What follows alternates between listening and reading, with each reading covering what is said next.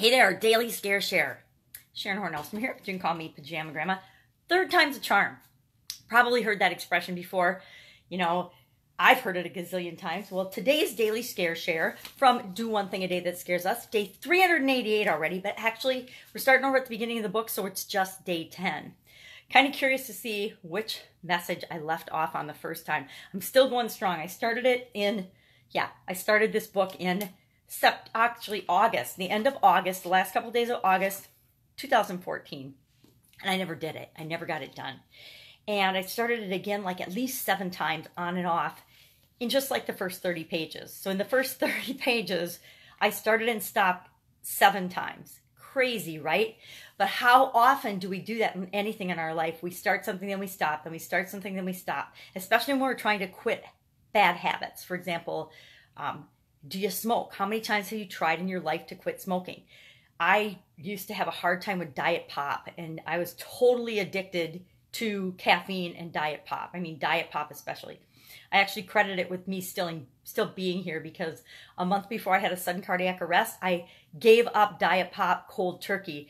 And I joke sometimes that because of all the formaldehyde in it, that's the reason I'm still here and my sudden cardiac arrest didn't take. It's because I was so well preserved inside when I had that actual health event.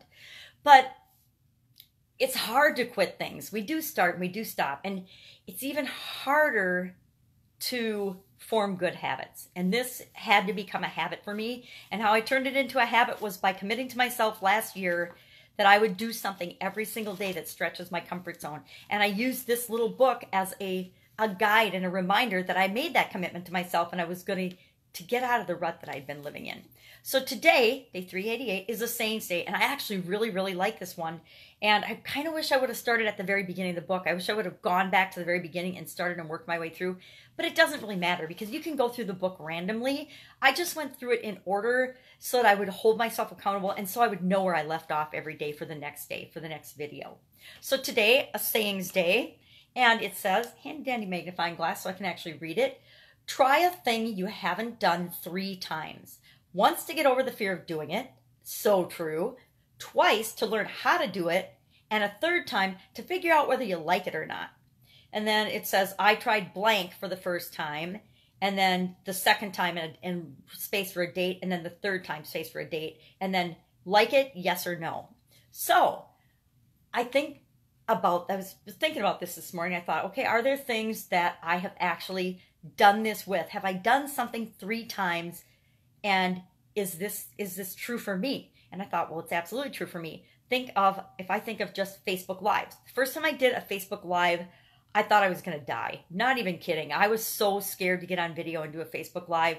And I look back now and I'm like, geez, I pick up my camera and I talk to it like 4 or 5 times every single morning as I'm creating content and doing things. If I want to teach somebody how to do something and I think I'm gonna have to teach more than one somebody, I hop on Facebook Live and I do a walkthrough demo of it and I record myself doing it. Are they rough and real and clumsy, and are they exactly how I actually go through my processes? Yes, because that shows people how it really works. I'm not pretending to be something that I'm not. I'm not putting on a facade. I'm just sharing myself and what I know with the world. And some people criticize that and hate me. I couldn't care less. That's their problem, not mine. Because we're not for everybody. I'm not for everybody. I get that. So Facebook Lives would be an example of that. Doing challenges would be another example of that. I have done dozens and dozens of other people's challenges, and I've also done lots and lots of my own challenges. I challenge myself to do something. The first time we do anything, we suck at it. We just do. We're not born knowing how to do anything except breathe, cry, eat, and pee. I mean, and that's about it. We only come here with things that we need to survive. Everything else we learn. So why on earth and where on earth do we get the idea that we should be awesome at absolutely everything we want to do right out of the gate? It's kind of ridiculous. So what I'm going to apply this to now for this example is I am just now doing a women's summit. I've never done a women's summit before. I did a soft launch of day 1 yesterday. Are there problems with it? Yeah. Is the funnel got issues? Do I need to fix the copywriting? Yes, yes, yes. All of the above. Am I doing it every day, changing it and tweaking it every day? Yes, because I'm doing a soft launch. And then in the 19th, we're going to do the real launch, because I want to spend, after I get all the bugs worked out and I know it works, I want to make sure, and I test it and get feedback in the soft launch, I want to make sure that it's awesome. So we're going to promote for 3 weeks, or I'm going to promote for 3 weeks, and then really launch it and send it out into the world, because the information's too good to just half-ass it. So I'm not going to. So the first time, and I'm gonna apply this not just to this summit, like 1, 2, 3 times I'm gonna do a summit. No, although I'm doing that. The first time, I'm just figuring out how the heck to do it. But I'm actually gonna do probably 4 or more summits this year, and they're women summits, women business owner summits, on the topics of concern that were expressed by women business owners, what they need and want more information on and help with the most. And the first one's all about customers.